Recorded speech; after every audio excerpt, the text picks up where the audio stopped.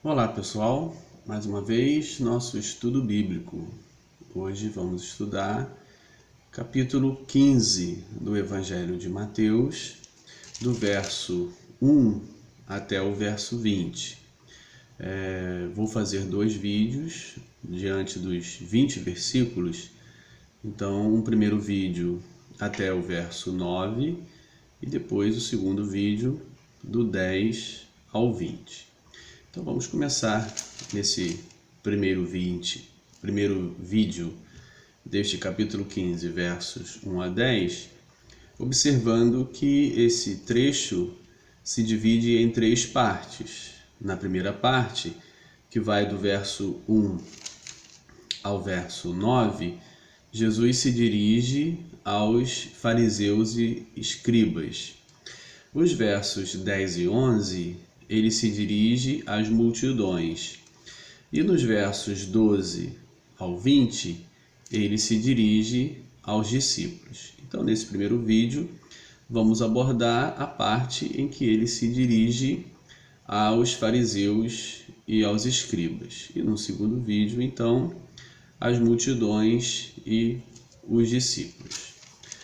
Ou seja, lembrando que esse trecho ele se inicia, ele pertence a um bloco maior que se inicia no capítulo 11, verso 2, com a pergunta dos discípulos do João Batista para Jesus se seria Jesus mesmo aquele que eles estavam esperando ou deveriam esperar outro. E Jesus responde dizendo que é ele mesmo. As expectativas deles estavam erradas, mas Jesus é o verdadeiro Messias, e no verso 5 do capítulo 11, ele aponta as características para o seu messianismo. E ao longo dos textos, a partir do capítulo 11, o autor do Evangelho vai nos mostrando, vai nos apresentando, respondendo à pergunta: quem é Jesus Cristo? Chegamos ao capítulo 15, então diz o verso 1. Vieram de Jerusalém a Jesus alguns fariseus e escribas e perguntaram. É importante lembrar que o ministério de Jesus, nesse trecho do Evangelho de Mateus, está sendo desenvolvido na Galileia. E é na Galileia que Jesus usufrui de muita liberdade, ou seja, não total, mas uma grande liberdade para ensinar a palavra de Deus. De aldeia em aldeia, de cidade em cidade, ele percorre a Galileia ensinando que o reino de Deus está próximo e vai se juntando discípulos, seguidores, as multidões se aproximam e o cercam. E ele fala livremente à beira-mar, na beira do lago da Galileia, à porta das cidades, em lugares isolados, no deserto, ou no alto da montanha, ou seja, ou nas casas.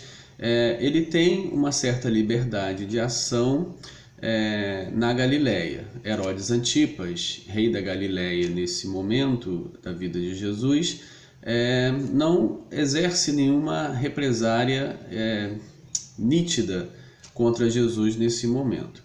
Mas Jerusalém é a sede da religião. Lá está o templo de Jerusalém, os sacerdotes, os principais sacerdotes. Ali é o centro religioso. Então, quando Jesus for para Jerusalém, ele rapidamente, como diz o Evangelho de Mateus, Marcos e Lucas, ele será preso, condenado à morte. Mas enquanto na Galileia, ele usufrui dessa liberdade. Então, quando o evangelista diz que vieram de Jerusalém fariseus e escribas, mostra claramente que o centro religioso se opõe a Jesus ou já se apresenta como opositores a Jesus. É como se dissesse que Jerusalém envia fariseus e escribas para corrigir, para investigar o ministério desse profeta, desse homem que vai ensinando o reino de Deus. Então é muito importante para Mateus frisar que é de Jerusalém que vêm os opositores, é de Jerusalém que vêm fariseus e escribas que vão confrontar Jesus, ou mais precisamente no trecho, né, os seus discípulos, porque é sobre os discípulos que será falado. Então isso é muito importante, é de Jerusalém que vem toda a hostilidade e a rejeição, como quer nos apresentar o autor do Evangelho de Mateus. E aí então eles perguntaram: por que transgridem os teus discípulos a tradição dos anciãos, pois não lavam as mãos quando comem? A semelhança do capítulo 12, versos 1 a 8, em que Jesus também é interpelado sobre a guarda do sábado, em que os discípulos colhiam espigas em dia de sábado, aqui também apresenta-se o mesmo modelo. Os fariseus e escribas perguntam não contra Jesus, não porque ele não faz isso, mas sim contra os seus discípulos. Por que os seus discípulos não lavam as mãos quando comem? E aí ele, porém, lhes respondeu: por que transgredis vós também o mandamento de Deus por causa da vossa tradição? Bem, é interessante que em nenhum momento ele vai responder aos fariseus e aos escribas o porquê os seus discípulos comem sem lavar as mãos. A resposta que ele vai dar estará lá no verso 20, ou seja, no último versículo do trecho. E a resposta será dirigida aos discípulos. No verso 20 está a resposta aos discípulos. São estas coisas que contaminam o homem, mas o comer sem lavar as mãos não o contamina.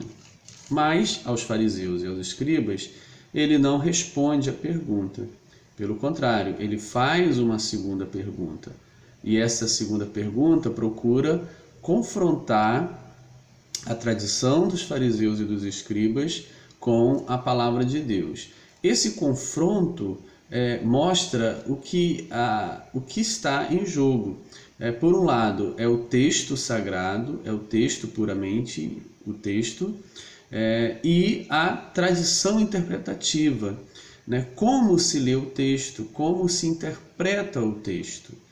Então vai haver uma divergência, como sempre há, entre o texto em si mesmo e a tradição interpretativa atribuída ao texto. Ou seja, o texto parece ser neutro, vamos imaginar assim, o texto é neutro.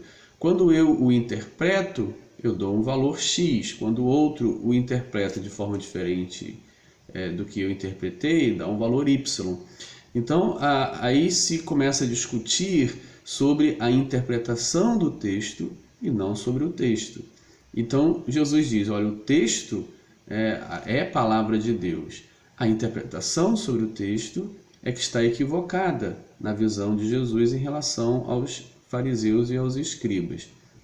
E por que os fariseus e os escribas criaram essa interpretação e constituíram uma tradição nessa interpretação sobre o lavar as mãos, né, que sendo necessário para tomar as refeições?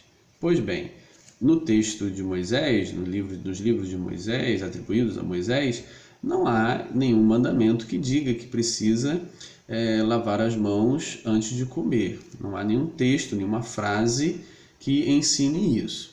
Pois bem, então como é que vai sendo construída essa interpretação? Como é que essa interpretação se transforma numa tradição?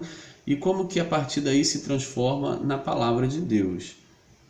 Os fariseus sabiam, né, e os escribas, né, por serem conhecedores das Escrituras, que no livro de Êxodo, por exemplo, capítulo 30, versos 19 ao 21, está ordenado a Arão e aos seus filhos, como sacerdotes, como sumo sacerdote e sacerdotes, que eles devessem lavar as mãos e os pés antes de se aproximarem da tenda da congregação, para que ao oficializarem na tenda da congregação, eles estivessem purificados. Eles deveriam então lavar as mãos e os pés antes de se aproximarem da tenda e realizarem os ofícios. Bem, isso está escrito, como eu já citei, Êxodo capítulo 30, versos 19 e 21.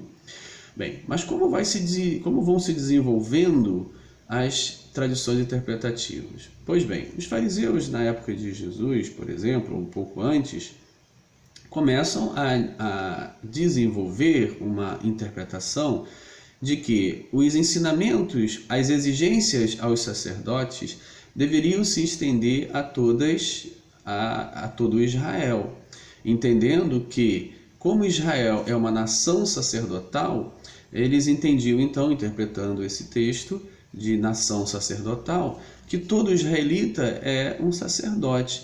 E como todo israelita seria um sacerdote, então todas as ordenanças aos sacerdotes se aplicariam também a todo israelita. Essa era uma linha teológica dos fariseus, que as exigências de purificações, de ritos, de lavagens aos sacerdotes no ofício do culto no templo deveriam também ser vividas por todo israelita. E aí começa então aquilo que era dito apenas para o sacerdote, começa a ser ensinado ao povo, interpretado como um ensino divino para todo israelita. E aí com isso vai se estendendo. Bem, o sacerdote oficia no templo. O israelita comum não tem acesso ao templo para oficiar, para fazer qualquer atividade. Então ele vai aplicando as regras de purificação sacerdotal na sua vida cotidiana e nas suas relações. E com isso soma-se com Levítico 11 da questão das impurezas que estão nos alimentos, determinados animais são considerados impuros e trazem impurezas ao ser humano. Então, com isso, vai se somando as interpretações e vai se formando uma interpretação de que os alimentos ou os contatos com o pagão ou aquela pessoa que não está purificada deveria, então, se purificar, se lavar para que não seja contaminado. E com isso vai se estabelecendo uma tradição interpretativa e vai se exigindo que o povo lave as mãos como símbolo de uma purificação dos seus pecados para não serem contaminados, para não se tornarem impuros. Perceba que no texto de Mateus, Jesus não condena necessariamente lavar as mãos. Ele diz, olha, vamos parar com isso, para de fazer isso. Ele não diz assim. Ele simplesmente aponta nas investidas dos fariseus e dos escribas uma escala de valor. Ou seja, enquanto os fariseus e escribas valorizam uma purificação dos alimentos, ritos de lavagem de purificação, que era só para o sacerdote, mas se estende a eles também, pois eles assim creem. E em contrapartida, os mandamentos, aquilo que está explicitamente escrito nas Escrituras, são abandonados ou são ignorados. E aí a condenação de Jesus aos fariseus e escribas não está em eles lavarem as mãos, podem lavar à vontade, não tem problema. A questão é a inversão dos valores. Enquanto eles valorizam algo que seria insignificante, aquilo que é significativo, que está escrito explicitamente na palavra, eles negam e não praticam. Então Jesus aponta isto. Ele, porém, lhe respondeu, verso 3, capítulo 15, verso 3. Por que transgride vós também o mandamento de Deus por causa da vossa tradição? Bem, está claro que há aí uma oposição entre mandamento de Deus e tradição interpretativa. A tradição interpretativa vem do homem, mas o mandamento vem de Deus. Eu acho que ficou claro até aqui a diferença, né? Porque como se forma a tradição interpretativa. Aí então ele cita, porque Deus ordenou, explicitando Êxodo capítulo 20, verso 12. Honra teu pai e a tua mãe.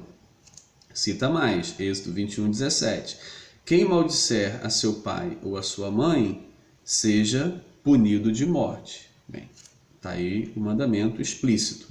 E ele diz no verso 5, mas vós, vós fariseus e escribas, dizeis, Se alguém disser a seu pai ou a sua mãe, é oferta ao Senhor aquilo que poderias aproveitar de mim, esse, verso 6, jamais honrará seu pai ou a sua mãe, e assim invalidastes a palavra de Deus por causa da vossa tradição, da vossa tradição interpretativa. Então vamos lá, como é que funcionava isso na tradição farisaica apontada aqui no texto?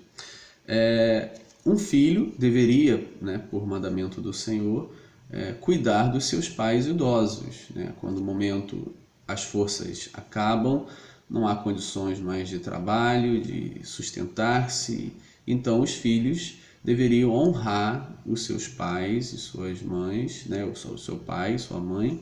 E honrar significa não apenas respeitá-lo e não xingá-los e tratá-los bem, mas também significava economicamente cuidar deles, ampará-los economicamente. Mas como é que eles se desviavam desse dever, de amparar os idosos economicamente? Veja que como que é a preocupação de Deus. Deus se preocupa nos seus mandamentos com o mais fraco, com aquele que naquele momento de velhice não tem mais condições de se manter. Deus está preocupado com ele. Ele então ensina que os filhos que estão em condições de saúde e em condições de trabalho devam então cuidar dos seus pais. Mas como é que o fariseu e o escriba, na sua tradição, fugia desse mandamento? Bem, então ele diz: se eu considero os meus bens como presente, como oferta ao Senhor, Mateus usa a palavra grega doron, que significa presente, dom, ou seja, se eu considero que todos os meus bens pertencem ao Senhor, entregue como oferta ao Senhor, então ele não pode, ou esses meus bens não podem ser usados para socorrer ninguém, porque eles, como digamos, não me pertencem, apesar de eu usufruir deles, apesar de eu viver na casa, comer desses bens, usufruir desses bens, mas foram doados, foram ditos: olha, esses bens que eu tenho são oferta ao Senhor, então eu não tenho nada de mim mesmo, logo eu não posso te ajudar. Ou seja, tudo que eu tenho não é meu, apesar de usufruir, mas não é meu, então eu não posso ajudar o meu pai e minha mãe, e assim eles são abandonados e vão passar fome ou passar necessidades grandes. E com isso, disse Jesus, vocês invalidam o mandamento de Deus. Vocês criam subterfúgios, criam interpretações, para fugir do mandamento do Senhor, que é cuidar das pessoas, no caso aqui, mais fracas, que são os idosos. Marcos, quando traz esse trecho no capítulo 7 do seu evangelho, de onde Mateus, o autor do evangelho de Mateus, copia e faz algumas alterações, Marcos vai usar a palavra aramaica para isso, korban. Mateus, quando segue as narrativas de Marcos, em que Marcos mantém algumas expressões aramaicas, Mateus não mantém, ele coloca em grego mesmo. E aqui ele usa a palavra grega doron, mas Marcos mantém a palavra korban.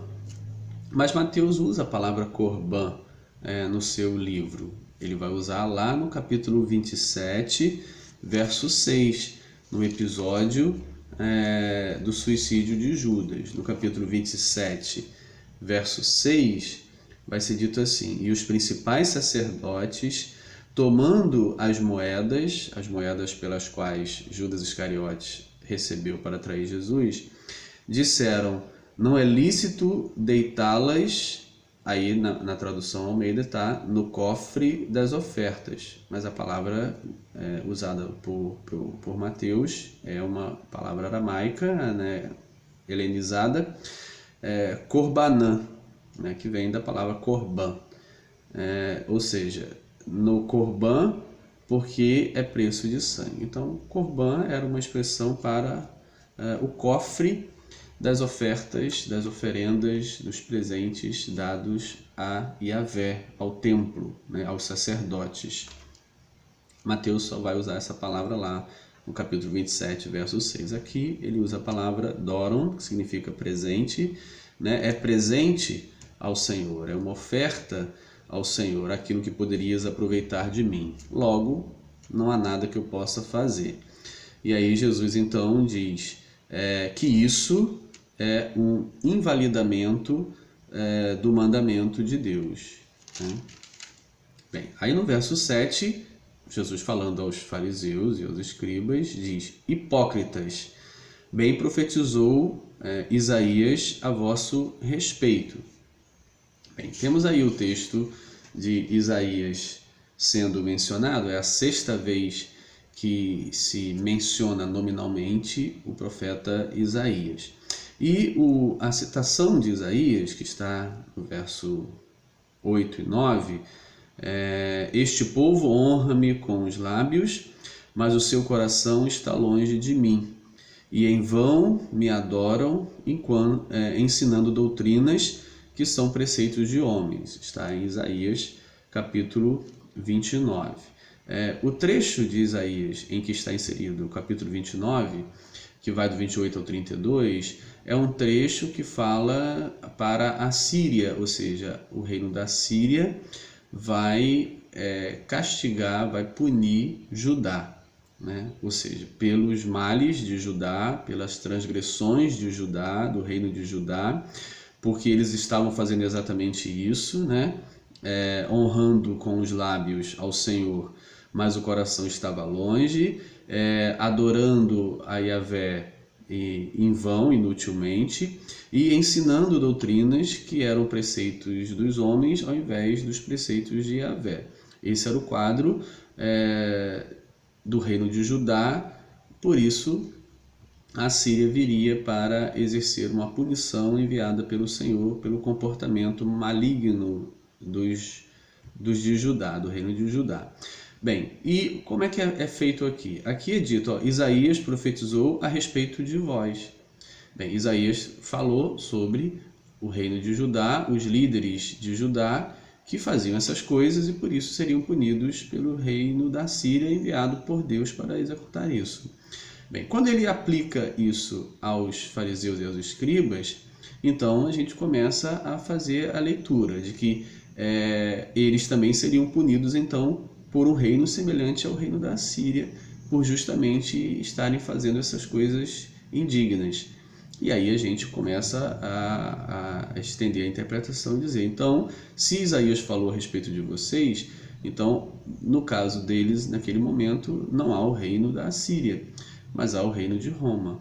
E Roma, então, ao destruir Jerusalém, ao executar os habitantes de Jerusalém na guerra, né, judaica de 66 a 70, pune então aos judeus, e isso é uma interpretação do Evangelho de Mateus, por justamente estarem se comportando, honrando ao Senhor com os lábios, mas o coração estava longe dele, né, adorando inutilmente e ensinando doutrinas que são preceitos de homens, ao invés de ensinar as doutrinas de Deus, que é exatamente a acusação contra os fariseus e escribas. Vocês valorizam as tradições interpretativas, né, que são oriundas dos homens, e não valorizam os mandamentos de Deus. Exemplo, vocês ensinam com toda força e zelo que devam lavar as mãos antes de comer, e enquanto honra o pai e a mãe, que é um mandamento expresso na lei de Moisés, vocês ignoram, e não apenas ignoram, mas